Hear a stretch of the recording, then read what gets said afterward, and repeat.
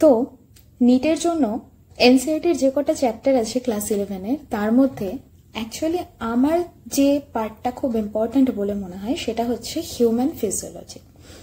কারণ আমার মনে হয় আমাদের টার্গেট অ্যাকচুয়ালি হিউম্যানকে ট্রিট করা। তো একটা মানুষকে ট্রিট করতে গেলে সেই মানুষটার বডির সম্বন্ধে একটা ডিটেলস ভালো নলেজ থাকাটা ইম্পর্ট্যান্ট। আর শুধু নলেজ থাকাটা ইম্পর্ট্যান্ট না, কোন অর্গান কিভাবে কাজ করছে, কোন সিস্টেম কিভাবে কাজ করছে, প্রত্যেকটা জিনিস ঠিক করে জানাটা ইম্পর্ট্যান্ট। তো আমরা যে চ্যাপ্টারটা সবার আগে স্টার্ট করব, that is breathing and exchange of gases.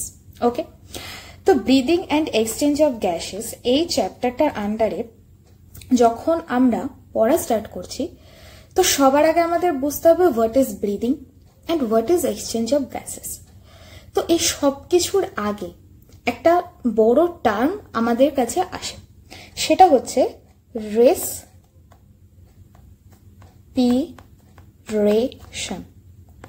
আমি জানি টার্মটা অনেকেই অবশ্যই পড়েছে এবং খুবই অবাক ব্যাপার এটা যে যখনই কোনো স্টুডেন্টকে জিজ্ঞাসা করা হবে হোয়াট ইজ রেসপিরেশন, ম্যাক্সিমাম স্টুডেন্টই এটা অ্যান্সার দেবে রেসপিরেশন মানে বাইরের থেকে কার্বন ডাইঅক্সাইড নিচ্ছি, বাইরের থেকে অক্সিজেন নিচ্ছি আর ভেতর থেকে কার্বন ডাইঅক্সাইডটা বাইরে আনছি। বাট অ্যাকচুয়ালি রেসপিরেশনটা কোনো একটা সিঙ্গেল প্রসেস নয়, এটা অনেকগুলো স্টেপকে নিয়ে নিয়ে তৈরি একটা প্রসেস। তাই এই প্রসেসটার আমরা একটা নাম দিই, that is physico chemical process. কি বললাম আমি? Physico chemical process.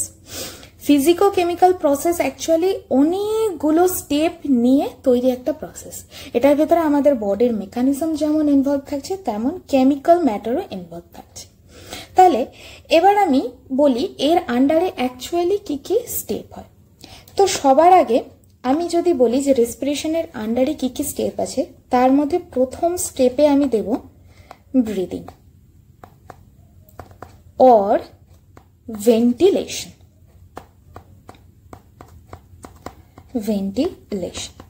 এবার এখানে আমি একটা কথা অবশ্যই মার্ক করে বলবো যে এর আন্ডারে দুটো জিনিস পড়ে। এই ব্রিদিং আর ভেন্টিলেশনের আন্ডারে দুটো জিনিস পড়ে, যেটা অলরেডি আমরা কোনো 9-10-এর পড়া নয়, আমরা কমন সেন্স দিয়ে সবাই জানি। এই যে আমরা নিঃশ্বাস নিচ্ছি, নিঃশ্বাস ছাড়ছি, এটাই ব্রিদিং। তাহলে ব্রিদিং কি কি দিয়ে হয় আমরা জানি, ইনহেলেশন বা ইন্সপিরেশন অ্যান্ড এক্সহেলেশন অর এক্সপিরেশন। তাহলে কি কি থাকছে? Inspiration plus expiration. তাহলে কি বললাম? Inspiration or expiration. এই দুটো হচ্ছে আমাদের ফার্স্ট স্টেপ ব্রিদিং এর আন্ডারে, মানে দুটো সাব স্টেপ বলা যায়, বা এই দুটো মিলে ব্রিদিং। তো এবার যদি ব্রিদিং হলো আমরা নিঃশ্বাসটা ভেতরে মানে নিয়ে নিলাম, তারপরে কি হতে পারে? এবার হচ্ছে কথাটা যে আমি নাক থেকে অক্সিজেন নিয়ে নিলাম আর আমার বডির চারিদিকে ছড়িয়ে গেল, নিশ্চয়ই এটা হতে পারে না কখনো। তাহলে কি হবে? কোথাও গিয়ে একটা গ্যাসিয়াস এক্সচেঞ্জ হবে। অর্থাৎ কি, এটা যাচ্ছে গিয়ে, আমরা এটা জানি যে আমাদের রেসপিরেটরি অর্গান, রেসপিরেটরি সিস্টেমের লাং, তো লাংয়ে গিয়ে সেই গ্যাসিয়াসটা এক্সচেঞ্জ হবে বা লাং থেকে ব্লাডে যাবে, কিছু একটা হবে। তো আমি পুরো স্টেপটা এক্সপ্লেন করব, আগে আমি স্টেপগুলো ঝটপট লিখে নিই। ঠিক আছে, 2 নাম্বার যে পয়েন্ট আসছে সেটা হচ্ছে exchange of gases at alveolar level. ঠিক আছে, এবার আসছি আমাদের 3 নম্বর পয়েন্ট। 3 নম্বর পয়েন্টের ভেতরে আমি যেটা বলবো যে গ্যাসটা একটা জায়গায় গিয়ে এক্সচেঞ্জ হলো, তারপরে সেটা আমাদের অ্যাকচুয়ালি গ্যাসটা যে কাজে লাগবে সেখানে ট্রান্সপোর্ট করে নিয়ে যেতে হবে। তো transport of gases, don't worry, আমি সবকটা জিনিস আবার সুন্দর করে এক্সপ্লেন করছি। 4 নম্বর পয়েন্ট হচ্ছে গ্যাসিয়াস এক্সচেঞ্জ বা exchange of gas at tissue level. তাহলে exchange of gases at tissue level. And 5 নম্বর স্টেপে আমরা যেটা বলবো সেটা হচ্ছে যে মানে 5 নম্বর স্টেপে কি হয়, অ্যাকচুয়ালি টিস্যু লেভেলে গিয়ে গ্যাসটা এক্সচেঞ্জ করার পরে সেই গ্যাসটাই আবার ব্রিদিং এর মাধ্যমে বাইরে বেরিয়ে আসে, তো ওটাকে আমরা 5 নম্বর স্টেপ হিসেবে বলতে পারি। হ্যাঁ, আর তার মাঝে একটা জিনিস থাকছে, সেটা হচ্ছে সেলুলার রেসপিরেশন।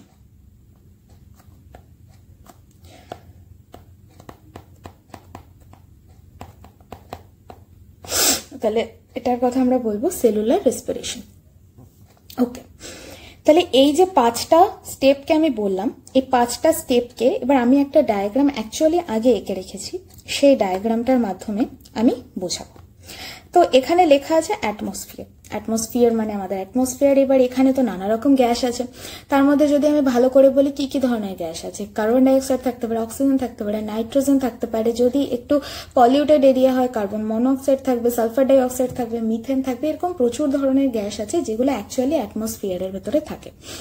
তো এবার কথাটা হচ্ছে ব্রিদিং এবং এক্সচেঞ্জের মাধ্যমে আমরা যখন এই প্রসেসটাকে অ্যাকচুয়ালি এক্সপ্লেন করছি, তখন আমাদের বলতে হবে যে এক ধরনের গ্যাসের উপরে আমি ডিপেন্ড করছি, সেটা হচ্ছে অ্যাটমসফিয়ার থেকে আমাদের এক্সটার্নাল নস্ট্রিলের মাধ্যমে কি গ্যাস ভেতরে ঢুকছে, দ্যাট ইজ O2। O2 আমরা নাকের মাধ্যমে ইনহেল করছি। এবার এখান থেকে কি হচ্ছে, এবার আমি যদি একটু মানে ডায়াগ্রামেটিক্যালি এটা বোঝানোর চেষ্টা করি, নাক থেকে এই গ্যাসটা আস্তে আস্তে আমাদের এক্সটার্নাল নস্ট্রিল হয়ে হয়ে হয়ে হয়ে, এবার একটা কথা এখানে বলে দিই, এই নস্ট্রিলেরও দুটো পার্ট থাকে, একটা এক্সটার্নাল নস্ট্রিল, আরেকটা আছে ভেতরে ইন্টারনাল নস্ট্রিল, যেটা পরে আস্তে আস্তে করে আমি এক্সপ্লেন করব। এক্সটার্নাল নস্ট্রিল থেকে এটা যাচ্ছে, ভেতরে একটা নাজাল প্যাসেজ আছে, ঠিক আছে, নাজাল প্যাসেজ। এর ভেতরে কি থাকে, অ্যাকচুয়ালি যেখানে আমরা বলি হেয়ার গুলো থাকছে, হেয়ার গুলোর কাজ কি, বাইরের পলিউটেড গুলোকে একটা বেসিক লেভেলে আটকে দেওয়া, যে কিছু ডাস্টে যাচ্ছে বা কিছু, যাতে কিছুটা বেসিক লেভেলে আটকে দিতে পারে। এই যে প্যাসেজ থাকে, প্যাসেজের ভেতরেই থাকছে আমাদের ইন্টারনাল নস্ট্রিল। তো এক্সটার্নাল নস্ট্রিল থেকে এয়ারটা যাচ্ছে, প্যাসেজ হয়ে ইন্টারনাল নস্ট্রিলে যাচ্ছে, ইন্টারনাল নস্ট্রিল থেকে সেটা ট্র্যাকিয়ার মাধ্যমে, ট্র্যাকিয়া হচ্ছে আমাদের এখানে একটা টিউব মতন থাকে। এটা আমি জানি অনেকে হয়তো যারা একটু বেশি ঘাটাঘাটি করেছে তারা এটা জানে যে এখানে আমাদের উইন্ড পাইপও থাকছে এবং ফুড পাইপও থাকছে। ফুড পাইপ থাকছে ভেতরের দিকে, উইন্ড পাইপ থাকছে বাইরে।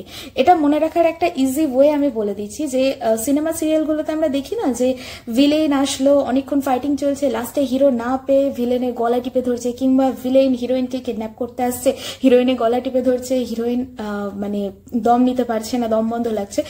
তো এটা মনে রাখতে পারো যে যেহেতু গলা টিপে ধরলে পরে দম বন্ধ হয়ে যাচ্ছে, সো উইন্ড পাইপ সামনে আছে। সো এবার আসছে কি, যে উইন্ড পাইপ, এই উইন্ড পাইপের মাধ্যমে মানে একটা এয়ার নিচে আমরা কোনো কিছু পাইপের বা কিছুর ভেতরে ব্লো করি, যেরকম ফু দিই যেরকম, ঠিক তেমন ভাবে এয়ারটা যাচ্ছে, এয়ারটাকে তো লাং অব্দি পৌঁছাতে হবে, পৌঁছানোর জন্যই থাকছে আমাদের ট্র্যাকিয়া আর উইন্ড পাইপ। তো এই ট্র্যাকিয়ার মাধ্যমে এটা ধীরে ধীরে যাচ্ছে হচ্ছে আমাদের লাংয়ের কোথায় না, অ্যালভিওলাইতে। এবার প্রশ্ন আসছে, what is alveoli? Alveoli actually হচ্ছে একটা স্যাক লাইক স্ট্রাকচার, অনেকটা এরকম একটা স্যাকের মতন দেখতে হয় অ্যালভিওলাই। এরকম স্যাক লাইক স্ট্রাকচার অ্যালভিওলাই দিয়েই কিন্তু আমাদের লাংটা তৈরি। মানে বলা যায় যে আমাদের রেসপিরেটরি ইউনিট হচ্ছে অ্যালভিওলাই। সব বলবো ডিটেলসে পরে আস্তে আস্তে আসছে। তো এই অ্যালভিওলাই হচ্ছে আমাদের গ্যাসিয়াস এক্সচেঞ্জের মেইন সাইট। এই অ্যালভিওলাইতে যখন এটা গিয়ে পৌঁছাচ্ছে, অ্যালভিওলাই থেকে এই গ্যাসটা আমাদের ব্লাড ভেসেলসের মধ্যে চলে যাচ্ছে, অর্থাৎ এখানে গিয়ে কি হচ্ছে, গ্যাসিয়াস এক্সচেঞ্জ হচ্ছে কিসের, আমি লিখেছিলাম অ্যালভিওলার লেভেলে, কিন্তু কার কার মধ্যে হচ্ছে, অ্যালভিওলাই এবং ব্লাড ভেসেলস, এই দুটোর মধ্যে গ্যাসিয়াস এক্সচেঞ্জ হচ্ছে। অর্থাৎ অ্যালভিওলাই লেভেল থেকে এইভাবে করে O2 যেগুলো থাকছে সেগুলো ব্লাডে চলে যাচ্ছে। এরপরে কি হচ্ছে, এরপরে আমরা 3 নম্বর পার্ট কি বলেছিলাম, ট্রান্সপোর্ট অফ গ্যাসেস। এবার এখানে এটা কি আমি বললাম, এটা বললাম আমি ব্লাড ভেসেল, ব্লাড ভেসেলস। এখন আমি পুরোটা লিখছি, পরে আমি এটাকে বিভি বলে শর্টে লিখবো। তো এরপরে এই যে ব্লাড ভেসেলস অর্থাৎ ব্লাডের ভেতরে আমি অক্সিজেন নিলাম, সেটা মিশে গেছে। এবারে ব্লাডের থেকে এই অক্সিজেনটাকে আমার কি করতে হবে, ট্রান্সপোর্ট অফ গ্যাসেস, এটা আমাদের টিস্যুর লেভেলে নিয়ে যেতে হবে। মানে কি, আমরা অক্সিজেনটা কেন নিই, আমরা অক্সিজেন নিই তার কারণ হচ্ছে এটা অ্যাকচুয়ালি আমাদের টিস্যুর ভেতরে যে ফুড আছে, যে ফুডটা স্টোর আছে, সেটাকে অক্সিডাইজ করতে হেল্প করে। কিভাবে অক্সিডাইজ করবে, এটা আমি ধরে নিচ্ছি দিস ইজ আওয়ার টিস্যু। ওকে, তো টিস্যুর ভেতরে আমি বলছি এখানে গ্লুকোজ আছে, ঠিক আছে, গ্লুকোজ আছে। তো তো গ্লুকোজের ভেতরে যখন O2 যাবে সেটা গিয়ে এখানে CO2 প্লাস H2O তৈরি করবে আর সাথে কিছু এনার্জিও তৈরি করে। তো এই যে O2টার কথা আমি বললাম, CO2র কথা বললাম, এই CO2টাই অ্যাকচুয়ালি কিন্তু সেই ওয়েস্ট প্রোডাক্ট বা সেই CO2 যেটা আমাদের ব্রিদিং এর মাধ্যমে আমরা বার করব। তো এই যে সেলুলার রেসপিরেশন, এই টার্মটার আমরা নাম দিই সেলুলার রেসপিরেশন। কেন না কোষের ভেতরে যে খাবারটা আছে সেই খাবারটার অক্সিডেশন হচ্ছে, এই অক্সিডেশন করে এই এনার্জি রিলিজ করতে হবে, এই এনার্জি রিলিজ করাটাই অ্যাকচুয়াল মোটিভ আমাদের। তো সেই জন্য আমরা বাইরে থেকে অক্সিজেন নিচ্ছি, যেটা আমরা ক্যারি করে আমাদের টিস্যু অব্দি নিয়ে যাচ্ছি। তার কারণ হচ্ছে টিস্যুর ভেতরে যে খাবার আছে সেটা অক্সিডাইজ হয়ে এনার্জি তৈরি হবে, সেই এনার্জির মাধ্যমে আমরা নানা রকম কাজ করব। তো এই জন্য অ্যাকচুয়ালি আমাদের মানে পুরো অক্সিজেন মানে আমাদের কনস্ট্যান্ট যে রেসপিরেশনটা ঘটছে সেটা এই জন্য ঘটছে।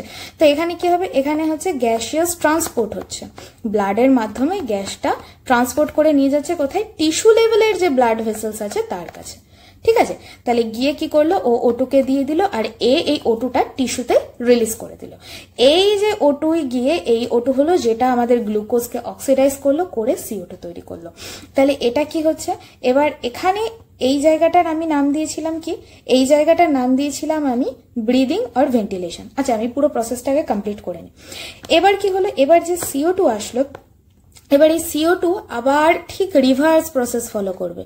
CO2 এবার সেই টিস্যু লেভেলের ব্লাড ভেসেলসে আসবে, সে আবার রিভার্স ট্রান্সপোর্ট করবে, অর্থাৎ রিভার্স ট্রান্সপোর্ট করে অ্যালভিওলার লেভেলের যে ব্লাড ভেসেলস আছে সেখানে CO2 রিলিজ হবে, এবং এই অ্যালভিওলার লেভেলের এই যে ব্লাড ভেসেলস আছে সে এবার অ্যালভিওলাইতে CO2 রিলিজ করে দেবে।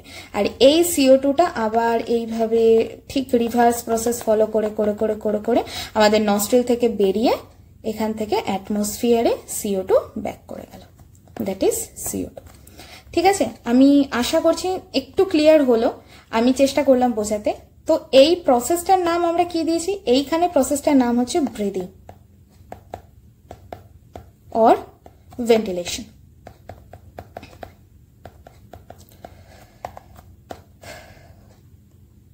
এই জায়গাতে যেটা হচ্ছে সেটা আমরা বলছি গ্যাসিয়াস, অন্য কালি ব্যবহার করি better, gaseous exchange at alveolar level. এটা তো আমি লিখে রেখেছি গ্যাসিয়াস ট্রান্সপোর্ট, এটা হচ্ছে এক্সচেঞ্জ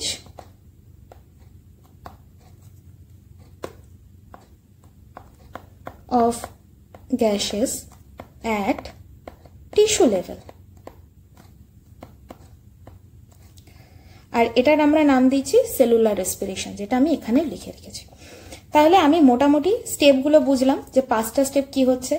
ব্রিদিং অ্যান্ড ভেন্টিলেশন, অর্থাৎ ইন্সপিরেশন হচ্ছে, অক্সিজেন ভেতরে যাচ্ছে, সেটা এক্সটার্নাল নস্ট্রিল হয়ে ঢুকছে, নাজাল প্যাসেজ হয়ে ইন্টারনাল নস্ট্রিলের মাধ্যমে ট্র্যাকিয়া হয়ে লাঙে যাচ্ছে, লাঙে গিয়ে সেটা ব্লাড ভেসেলস এর ভেতরে ট্রান্সপোর্ট হচ্ছে বা এক্সচেঞ্জ হচ্ছে সেখানে, তারপরে সেটা ব্লাড ভেসেলস থেকে সেটা অক্সিজেন ব্লাডের ভেতরে ডিজলভড হয়ে সেটা চলে যাচ্ছে টিস্যু লেভেলে, টিস্যু লেভেলে সেই ব্লাড আবার অক্সিজেনটাকে, এই টাইমটাকে বলে আনলোডিং করা, অর্থাৎ কোনো একটা জিনিস ভেতরে ছিল আমি সেটাকে কোথাও গিয়ে ছেড়ে দিয়ে আসলাম, that is unloading of oxygen হচ্ছে, ওখানে গিয়ে টিস্যু লেভেলে গিয়ে আনলোডিং হচ্ছে অক্সিজেনটা, এবং সেইখান থেকে অক্সিজেনটা গিয়ে আমাদের কি করছে, টিস্যুর ভেতরে যে গ্লুকোজ আছে সেই গ্লুকোজকে অক্সিডাইজ করে CO2 এবং H2O তৈরি করছে, তার সাথে এনার্জি তৈরি করছে, যে এনার্জিটা অ্যাকচুয়ালি আমাদের বডির বিভিন্ন কাজগুলো করতে হেল্প করবে। এবার কি হলো, যে CO2 তৈরি হলো সেটা আবার ওখান থেকে টিস্যু লেভেলের ব্লাড ভেসেলসে আসলো, সেখান থেকে সেটা ট্রান্সপোর্ট হয়ে অ্যালভিওলার লেভেলের ব্লাড ভেসেলসে চলে আসলো, ব্লাডের মধ্যে ডিজলভ হয়ে, ব্লাড ভেসেলসে কিন্তু ব্লাড ক্যারি করছে, তো সেখান থেকে গিয়ে সেটা আমাদের যে অ্যালভিওলাইতে থাকছে সে অ্যালভিওলাইতে এবার CO2 আনলোডিং হচ্ছে, মানে ফার্স্টে ব্লাডে ছিল সেখান থেকে CO2টা আনলোডিং হয়ে অ্যালভিওলাইতে ঢুকলো, এবং অ্যালভিওলাই থেকে সেটা লাং হয়ে ট্র্যাকিয়া হয়ে এক্সটার্নাল নস্ট্রিল দিয়ে বেরিয়ে আসলো এক্সপিরেশনের মাধ্যমে। আচ্ছা, এখানে আমি একটা ছোট্ট কথা বলে দিই, কথাটা যখন বললাম আমি বলে দিই, ব্লাডের মধ্যে অ্যাকচুয়ালি কিন্তু O2 আর CO2 এগুলো ডিজলভড হয়ে যায়, ডিজলভ হয়ে এগুলো ট্রান্সপোর্ট করে, যেটা আমি বলছিলাম যে গ্যাসের ট্রান্সপোর্ট হচ্ছে ব্লাডের মাধ্যমে। কিভাবে হয়? আমরা জানি ব্লাডের ভেতরে আছে হিমোগ্লোবিন, হিমোগ্লোবিনকে শর্টে লেখা হয় এইচবি বলে, ঠিক আছে? হিমোগ্লোবিন থাকছে ব্লাডের ভেতরে। তো এবার এই হিমোগ্লোবিন কি করে? অ্যাকচুয়ালি হিমোগ্লোবিন আমাদের অক্সিজেন এবং CO2 যখন যেটা দরকার তার সাথে বাইন্ড করে একটা কি বলবো, একটা কম্পাউন্ড হিসেবে ক্যারি হয়। কি হয়? যখন এইচবি আমাদের CO2-র সাথে আমাদের O2-র সাথে কম্বাইন হচ্ছে, দ্যাট ইজ অক্সি হিমোগ্লোবিন। ওকে, এটাকে বলছি আমরা অক্সি হিমোগ্লোবিন। আর যখন এইচবি আমাদের হিমোগ্লোবিন আমাদের CO2-র সাথে কম্বাইন হচ্ছে, তখন আমরা বলে থাকি কার্বামিনো হিমোগ্লোবিন, কার্বামিনো হিমোগ্লোবিন, ঠিক আছে? তাহলে অক্সিজেনের সাথে হলে সেটা অক্সি হিমোগ্লোবিন এবং কার্বন ডাইঅক্সাইডের সাথে হলে সেটা কার্বামিনো হিমোগ্লোবিন। তো আমি যখন এই যে বলছি গ্যাসিয়াস ট্রান্সপোর্ট হচ্ছে, এই গ্যাসিয়াস ট্রান্সপোর্টটা কিন্তু কি হচ্ছে? অ্যাকচুয়ালি হয় আমাদের যে ব্লাড আছে সে যদি অক্সিজেনের সাথে যখন অক্সিজেন ক্যারি করে নিয়ে যাচ্ছে তখন সেটা অক্সি হিমোগ্লোবিন হিসেবে নিয়ে যাচ্ছে। আর যখন কার্বন ডাইঅক্সাইডকে ব্যাক উল্টো দিকের পাথওয়ে থেকে ক্যারি করে নিয়ে আসছে টিস্যুর থেকে অ্যালভিওলার লেভেলে, তখন সেটা কার্বামিনো হিমোগ্লোবিন হিসেবে নিয়ে আসছে। তাহলে আমি আশা করি কিছুটা ক্লিয়ার হলো। এখানে আমি বোঝানোর চেষ্টা করলাম, রেসপিরেশন টার্মটাই আমি এখানে ভালো করে এক্সপ্লেন করলাম, কারণ আগে রেসপিরেশন না বুঝলে respiration process, lung mechanism of respiration এই সবটা বোঝাটা একটু টাফ হয়ে যায়। তো এখানে আমি বোঝালাম কিভাবে রেসপিরেশন নামক জিনিসটাকে এক্সপ্লেন করতে হয়, আমি সেটাই চেষ্টা করলাম। আশা করি অনেকটা ক্লিয়ার হয়েছে তোমাদের কাছে জিনিসটা। যদি কোথাও বুঝতে কোনো অসুবিধা হয় অবশ্যই কমেন্ট সেকশনে জানিও আমাকে যে এখানে জায়গাটা ক্লিয়ার হয়নি। আমি চেষ্টা করব তোমাদের যতটা সম্ভব সেটা ক্লিয়ার করে বুঝিয়ে দেওয়া যায়। তো দ্যাটস অল ফর টুডে। আমি বাকি পার্ট নিয়ে আসছি নেক্সট ডে নতুন ভিডিওতে। Thank you. আর ভালো লাগলে অবশ্যই লাইক কমেন্ট করো, এটা আমারও ভালো লাগবে। Thank you so much. সবাই খুব ভালো থেকো।